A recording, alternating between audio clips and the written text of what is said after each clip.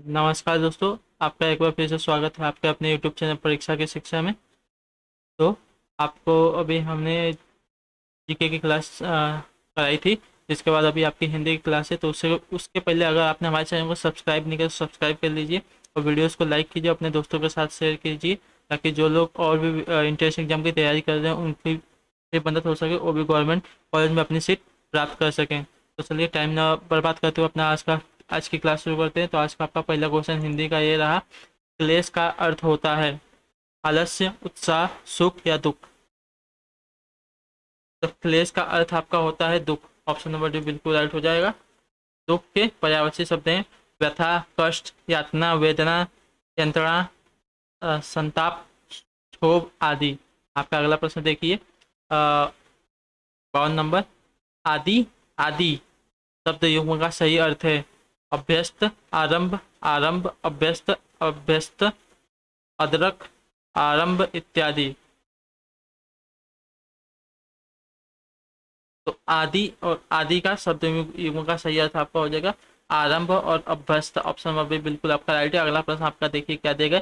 53 number प्रश्न है, निम्नलिखित में से कौन सा शब्द तद्भव नहीं है? धीरज, दीपक, धूप, धूप, दही। कौन सा शब्द है जो तद्भव नहीं है? इन चारों में से आपको बताना है। तो दीपक आपका तद्भव नहीं है, जबकि धीरज, दूध, दही सब तद्भव हैं।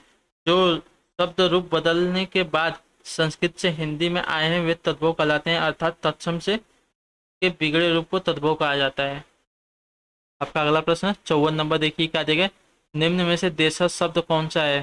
खत, ख्याल, खिड़की, खबर। तो दिए गए शब्दों में से आपका खिड़की जो शब्द है यह देशज है। वैसे शब्द जो क्षेत्रीय प्रभाव के कारण परिस्थिति एवं अनावश्यकता अनुसार बनकर प्रचालित हो गए वे देशज शब्द कहलाते हैं। आपका अगला प्रश्न 55 नंबर। निम्न में से कौन सा शब्द तत्सम है? पत्थर, पलंग, पंख या पक्षी।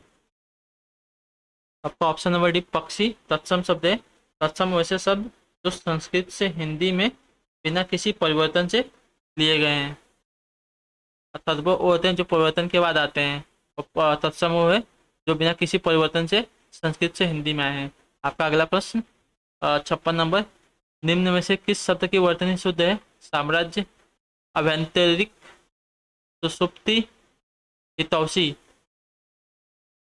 तो कौन सी वर्तनी आपकी शुद्ध हो जाएगी आपको बताना है। तो दिए गए शब्दों में हितैषी आपका ऑप्शन नंबर डी शुद्ध वर्तनी वाला शब्द है, जबकि अन्य अशुद्ध हैं। का 57वां प्रश्न आपके लिए देखिए क्या दिया गया। निम्नलिखित में से कौन सा शब्द तद्भव है? नग्न, दमन, स्थान या धान। तो धान आपका तद्भव हो जाएगा। ऑप्शन नंबर डी बिल्कुल राइट है। तत्सम के बिगड़े रूप को तद्भव कहा जाता है, तो संस्कृत से हिंदी में आया है रूपांतरित होने के बाद। आपका अगला प्रश्न 58 नंबर। बड़प्पन किस प्रकार की संज्ञा है? भाववाचक, जातिवाचक, व्यक्तिवाचक या पदार्थवाचक। बड़प्पन आपका भाववाचक हो जाएगा। ऑप्शन नंबर ए बिल्कुल राइट है। भाववाचक संज्ञा है जो शब्द किसी पदार्थ या चीज की अवस्था, दशा का भाव बोध कराते हैं, उन शब्दों को भाववाचक संज्ञा कहते हैं। आपका 59 नंबर प्रश्न आपके लिए देखिए क्या है। जो जाना जा सके अर्थ के लिए एक शब्द होगा अज्ञेय, ज्ञापन, ज्ञेय या ज्ञापक। तो जो जाना जा सके अर्थ के लिए एक शब्द हो जाएगा आपका ज्ञेय। ऑप्शन नंबर सी बिल्कुल राइट है। आपका अगला प्रश्न 60 नंबर देखिए क्या दिया गया है। अल्पायु का विलोम होगा अमर, दीर्घायु, अजर या जटायु।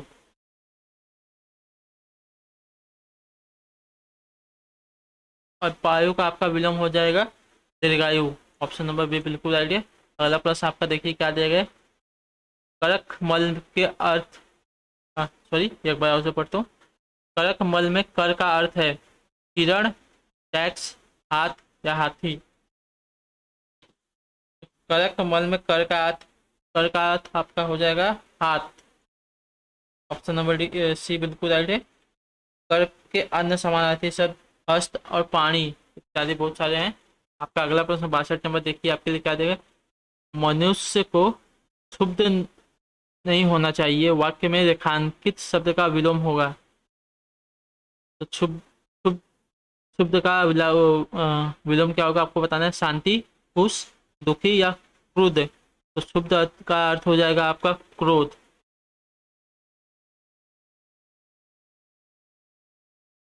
शुभ का अर्थ होता है क्रोध और क्षोभ से भरा हुआ। तो क्षुब्ध का विलोम आपका हो जाएगा शांत।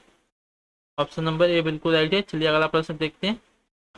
पदक्रम की दृष्टि से कौन सा वाक्य शुद्ध है आपको बताना है। तो ऑप्शन ए पढ़िए क्या दिया गया। पहला, भोजन गीता ने किया।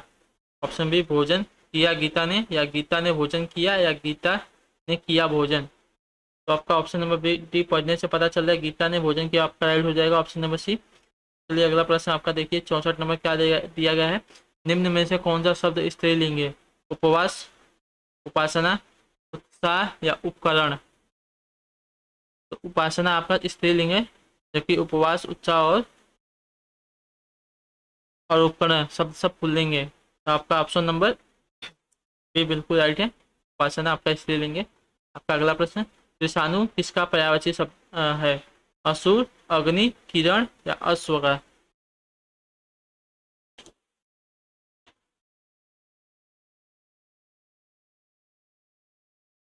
तो त्रिशानु आपका हो जाएगा अग्नि का पर्यायवाची हो जाएगा।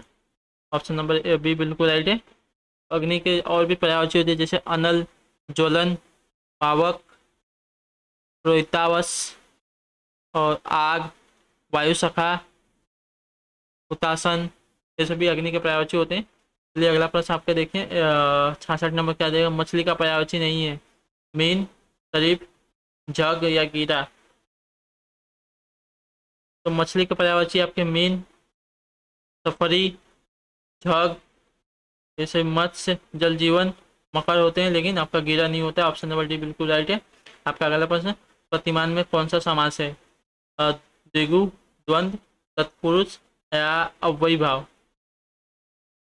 तो प्रतिमान में आपका अव्ययी भाव समास। ऑप्शन नंबर डी बिल्कुल राइट है। जिस समास का पूर्व पद अव्यय हो तथा उसका अर्थ प्रधान हो उसे अव्ययी भाव समास कहते हैं। आपका अगला प्रश्न आपके लिए देखिए क्या दिया गया है। 68 नंबर प्रश्न है। तनुज किसका पर्यायवाची नहीं है। पुत्र का, पिता का, भ्राता का या मित्र का। तो तनुज किसका पर्यायवाची नहीं है आपको सभी को बताना है। तो तनुज, सॉरी, तनुज किसका पर्यायवाची है आपको बताना है। तो तनुज आपका पुत्र का पर्यायवाची हो जाएगा। इसके अन्य पर्यायवाची बेटा, आत्मज, वत्स, नंद, नंदन, सूत, ये सभी होते हैं। आपका अगला प्रश्न देखिए 69 नंबर। अन्विति का विलोम होगा श्रुति, अन्न, विनती या अन्विति या इत्य। तो अन्वति का विलोम क्या होगा आपको बताना है। तो अन्वति का विलोम आपका अनन्विति हो जाएगा। ऑप्शन नंबर बी बिल्कुल राइट है। अन्वति का अर्थ होता है परस्पर शब्दत या मेल। आपका अगला प्रश्न 70 नंबर दिया गया है आप सभी के लिए, पढ़िए क्या देगा।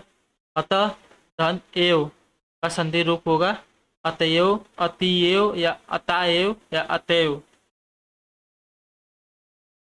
अतः, धन, एव का आपका संधि रूप हो जाएगा अतएव। नंबर ए बिल्कुल राइट हो जाएगा। अतएव में विसर्ग संधि लगी है। आपका अगला प्रश्न देखिए 71 नंबर क्या है। अन्वय की दृष्टि से कौन सा वाक्य शुद्ध है।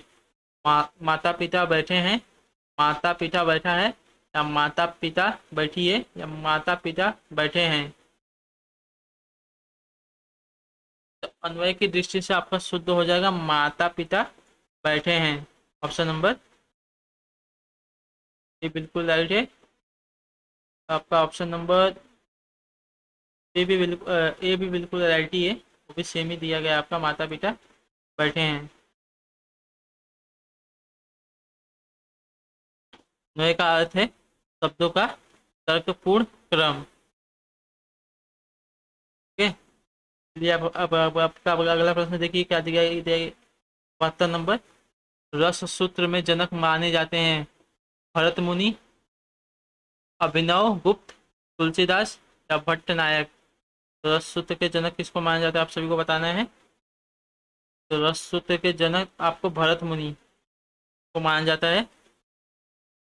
इनके अनुसार रसों की संख्या 8 है, जबकि काव्यों में रसों की संख्या 9 है। श्रृंगार रस को सर्वश्रेष्ठ रस माना गया है। आपका 73 नंबर प्रश्न आपके लिए, देखिए क्या देगा। जहाँ बिना कारक के कार्य न होना पाया जाता है, वहाँ कौन सा अलंकार होता है।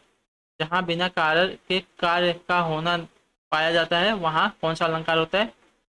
विरोधाभास, विभावना, वक्रोक्ति, अविशेषोक्ति।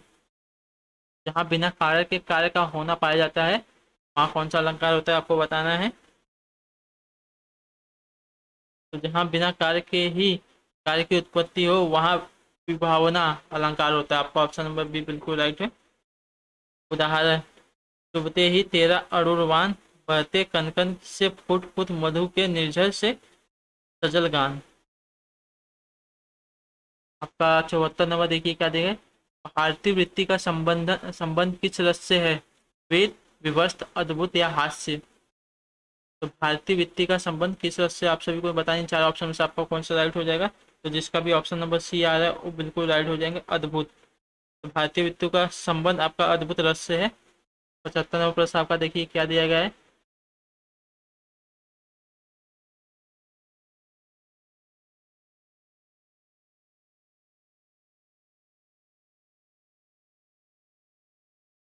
पढ़िए, निम्नलिखित वाक्यों की कुछ में त्रुटियां हैं और कुछ ठीक हैं। त्रुटि वाले शब्द वाले वाक्य को चुनें और उनके अनुरूप ए बी सी पर चिन्ह लगाएं। यदि वाक्य त्रुटिहीन है तो डी पर चिन्ह लगाएं। कुछ उसके प्राप्त करने में दाव पेच लग रहे हैं। स्वतंत्रता प्राप्ति के बाद अधिकतर लोग ऐसे ही हैं। ऑप्शन सी, जिनमें कुछ खास संपन्नता भोगने और उसका लाभ उठाने में मग्न है। कोई त्रुटि नहीं है। कौन सा ऑप्शन इसमें से सही हो जाएगा, ये बताना है आपको। अगर त्रुटि वाले शब्दों को चुनकर उनके अनुरूप ए बी सी पर चिन्ह लगाएं, और यदि वाक्य त्रुटि नहीं रहे तो डी पर चिन्ह लगाएं। ऑप्शन नंबर ए, कुछ उसके करने में दांव पेच लग रहे हैं। वाक्य त्रुटिपूर्ण है, इस वाक्य में उसके के स्थान पर उसको होना चाहिए। चलिए अगला प्रश्न आपका देखिए। प्रश्न आपका क्या दिया गया है आप सभी के लिए। निम्न में महाप्राण व्यंजन कौन सा है। प, च, घ या व। महाप्राण व्यंजन जिन व्यंजनों के उच्चारण में मुख से अधिक हवा निकले तथा जिन व्यंजनों के उच्चारण में हकार की ध्वनि विशेष रूप से सुनाई दे, वे महाप्राण व्यंजन होते हैं। प्रत्येक वर्ग का दूसरा और चौथा व्यंजन ये आपका महाप्राण होता है। तो आपका सी, ये क वर्ग का दूसरा व्यंजन है आपका। चलिए आपका अगला प्रश्न देखते हैं क्या दिया गया है। 77 नंबर प्रश्न है। धातु धान का पर्यायवाची है वसंत, आग, अश्व, निशाचर। धातु धान का आपका पर्यायवाची क्या हो जाएगा, आपको आप सभी को बताना है। तो आपका धातु धान का हो जाएगा निशाचर। ऑप्शन नंबर डी बिल्कुल राइट हो जाएगा। निशाचर राक्षस, असुर, दैत्य, दानव, सुरासी, रजनीचर सभी आपके याताधुन के पर्यायवाची होते हैं। वसंत के पर्यायवाची आपके कपड़ा, वस्त्र, पट, तीर ये सभी होते हैं। और आग के पर्यायवाची अभी आपको हमने बताया था अग्नि, अनल, पावक, वहुन, हुतासन सभी आपके अग्नि के आग के पर्यायवाची हो जाते हैं। और अश्व के पर्यायवाची देखिए घोड़ा, तुरंग, बाजी, घोटक है ये सभी होते हैं। आपका 78 नंबर प्रश्न आपके लिए देखिए क्या दिएगा। राजा भिक्षुक को दान देता है, वाक्य में कौन सा कारक है। कर्म कारक, अपादान कारक, संप्रदान कारक, करण कारक। राजा भिक्षुक को दान देता है में आपका संप्रदान कारक। ऑप्शन नंबर सी बिल्कुल राइट हो जाएगा।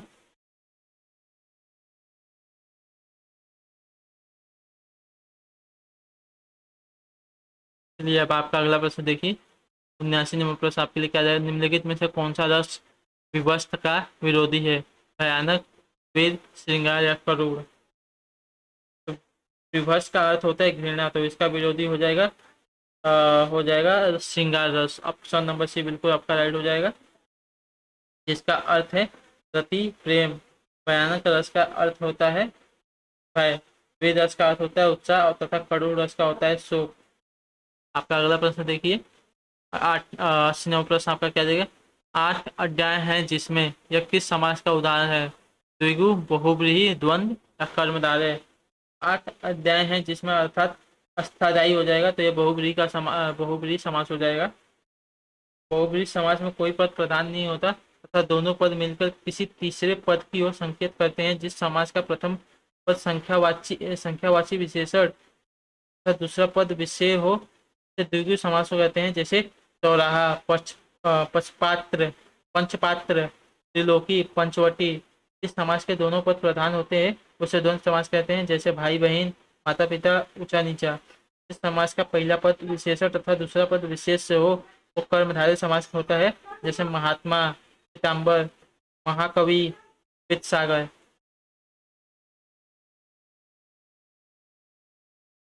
आपका 81 नंबर प्रश्न आपके लिए देखिए क्या दिया गया है। मनुष्य मनुष्य के रिक्त स्थान पुस्तक के उसकी मित्र, मार्गदर्शक, प्रेरक और साथी होती हैं। कष्ट, सुख, एकांत या तनाव। तो मनुष्य के एकांत, ऑप्शन नंबर सी राइट हो जाएगा। मनुष्य के एकांत में पुस्तकें उसकी मित्र, मार्गदर्शक, प्रेरक और साक्षी होती हैं। चलिए आपका अगला प्रश्न है, देखिए क्या देगा। 82 नंबर है, शुद्ध वाक्य है, तो इन चारों में से आपको पढ़ना है और बताना है कि आपका कौन सा शुद्ध वाक्य हो जाएगा।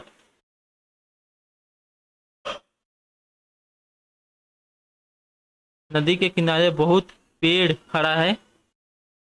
ऑप्शन नंबर बी, छात्र अनुशासन प्रिय होना चाहिए। और ऑप्शन नंबर डी, युद्ध मनुष्य को अमानवीय बनाता है। या ऑप्शन नंबर डी, साधनों का विकास करने होंगे।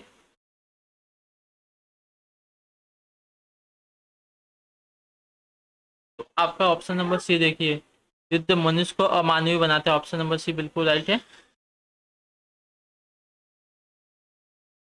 अन्य वाक्य अशुद्ध हैं, जैसे इनके शुद्ध वाक्य होंगे, नदी के किनारे बहुत पेड़ खड़े हैं, छात्रों को अनुशासन प्रिय होना चाहिए, साधनों का विकास करना चाहिए। आपका अगला प्रश्न देखिए, आपके लिए क्या दिया गया। 83 नंबर प्रश्न है, निम्नलिखित प्रश्न में 4 वाक्यांश दिए गए हैं। त्रुटिपूर्ण अंश को के अनुसार ए बी सी और त्रुटि रहित होने पर ए पर चिन्ह लगाएं।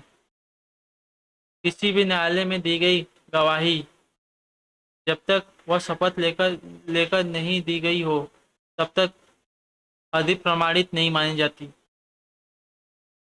आपका ऑप्शन नंबर डी बिल्कुल राइट हो जाएगा, कोई त्रुटि नहीं है इन तीनों में। किसी भी न्यायालय में दी गई गवाही जब तक वह शपथ लेकर नहीं दी गई हो, तब तक वह अधिक प्रमाणित मानी जाती है, इनमें कोई त्रुटि नहीं है। आपका अगला प्रश्न देखिए, शुद्ध वाक्य का चयन कीजिए। इस ग्रंथ का निर्माण तुलसीदास ने किया। समाज अ, समाज की वर्तमान दशा चिंताजनक है। ऑप्शन सी, मैंने तरह तरह के रेशम के कपड़े पसंद किए। ऑप्शन नंबर डी, तुम्हारी दृष्टि तुम्हारी पुस्तक पर होनी चाहिए। कौन सा ऑप्शन राइट हो जाएगा, इसमें से आपको बताना है। समाज की वर्तमान दशा चिंताजनक है, ये वाक्य बिल्कुल शुद्ध है। ऑप्शन नंबर बी बिल्कुल राइट हो जाएगा।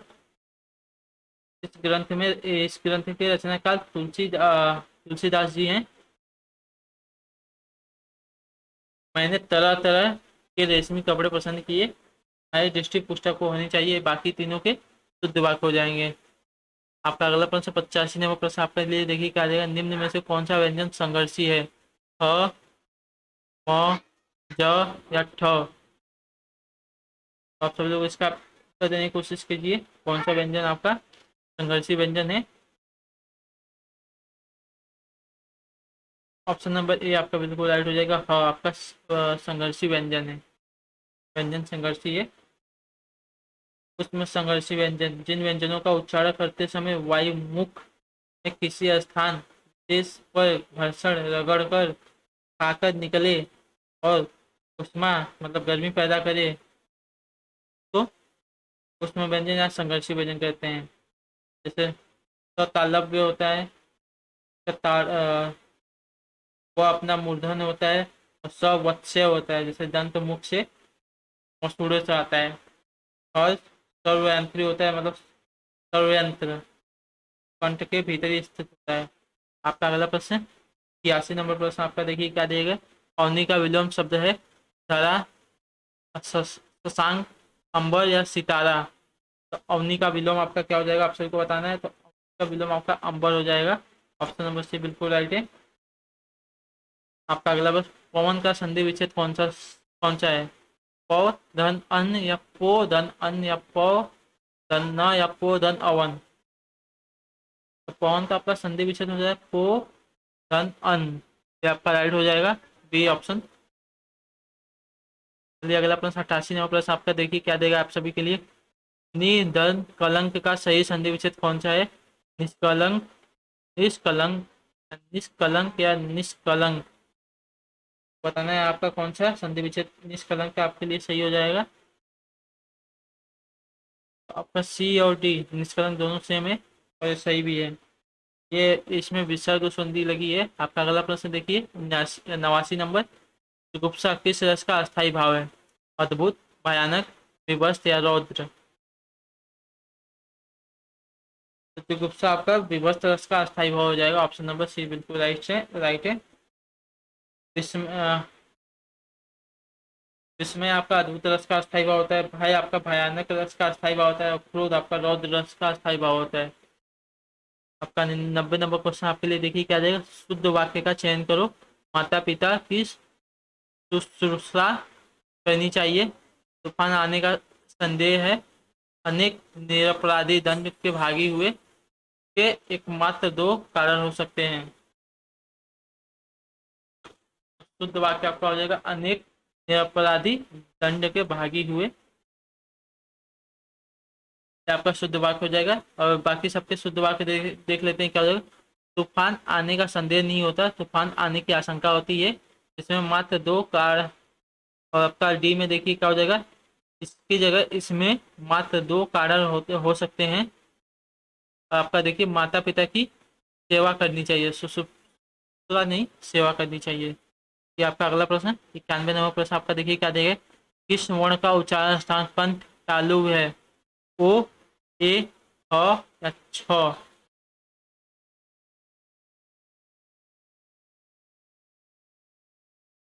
तो आपका हो जाएगा ऑप्शन नंबर बी राइट। ए और ए का उच्चारण आपका कंठ तालुब है। और ओ, और औ का उच्चारण स्थान कंठ धन ओष्ठ है। आपका अगला प्रश्न देखिए 92 नंबर प्रश्न आपका क्या दिया। अब पढ़कर क्या होगा, इस वाक्य में कौन सी क्रिया है। ऋणार्थक क्रिया, संयुक्त क्रिया, पूर्वकालिक क्रिया, दीर्घ द्विकर्मक क्रिया। अब पढ़कर क्या होगा, इस वाक्य में आपका हो जाएगा पूर्वकालिक क्रिया। अब पढ़कर क्या होगा में पूर्वकालिक क्रिया है, जब कर्ता एक क्रिया समाप्त कर दूसरी क्रिया प्रारंभ करता है तब पहली क्रिया पूर्वकालिक क्रिया होती है। जब दो क्रिया साथ साथ चले तब वह संयुक्त क्रिया होती है। जैसे वो पढ़ने लगा, वो पढ़ने लगा, वो रोने लगा। जहाँ क्रिया दो कर्म के साथ प्रस्तुत हो और द्विकर्मक क्रिया होती है। जैसे राधा ने रीता को गणित पढ़ाया। जब कर्ता स्वयं कार्य न करके किसी दूसरे को कार्य करने के लिए प्रेरित करता हो तो प्रेरणार्थक क्रिया होती है। जैसे पढ़वाना, लिखवाना, खिलवाना, पिलवाना, दिलवाना, ये सभी आपकी प्रेरणार्थक क्रिया हो जाती है। आपका 93 नंबर क्वेश्चन देखिए क्या है। कौटिल्य का विलोम शब्द है मृदुलता, आर्तव, मार्दव या आर्जव। कौटिल्य का विलोम आपको बताना है क्या हो जाएगा। कौटिल्य का विलोम आपका हो जाएगा आर्जव। ऑप्शन नंबर डी बिल्कुल राइट है। आर्तव का विलोम आपका अनार्तव हो जाएगा। मृदुलता का विलोम आपका कठोरता हो जाएगा। आपका अगला प्रश्न 94 नंबर देखिए इसे क्या दिया है। सच्च शास्त्र का उचित संधि विच्छेद निम्न में से कौन सा हो जाएगा। तो आप सभी को बताना है। सत्य धन शास्त्र, सच धन शास्त्र, सच धन शास्त्र, सत धन शास्त्र। आपको सत्र का सही संधि विच्छेद आपको बताना है, तो आपको बताइए कौन सा राइट हो जाएगा।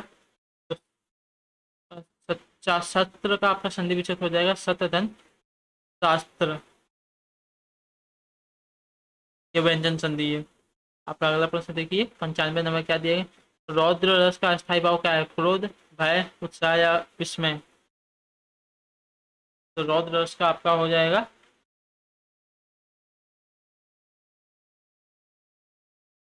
रौद्र रस का अस्थायी भाव आपका क्रोध हो जाएगा। अभी मैंने आपको कुछ क्वेश्चन पहले बताया था।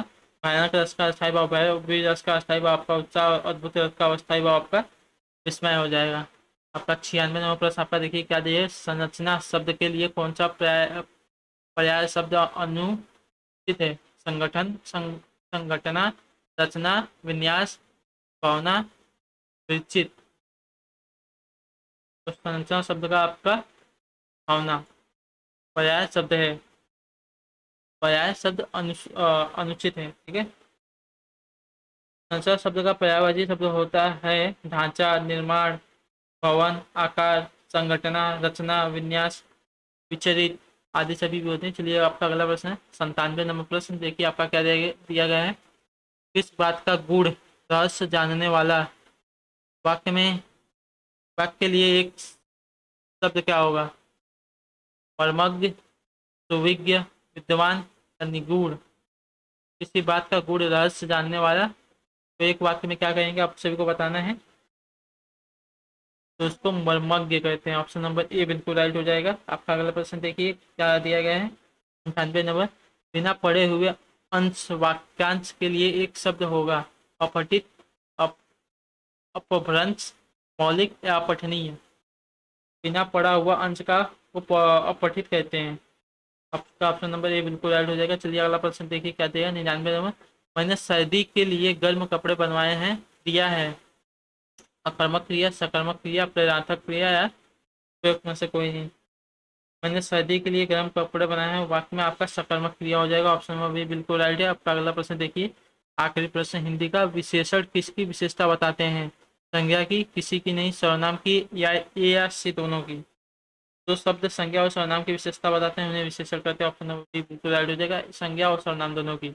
तो रहे आपके हिंदी के 50 क्वेश्चन। आई होप कि आपको क्लास अच्छी लगी हो। अगर अच्छी लगी हो तो क्लास को लाइक कीजिए, अपने दोस्तों के साथ शेयर कीजिए और हमारे चैनल को सब्सक्राइब कर लीजिए।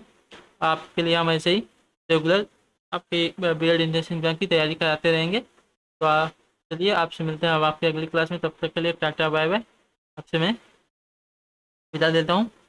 तो आपके क्लास में जुड़ने के लिए बहुत बहुत धन्यवाद। चलिए जय हिंद, जय भारत।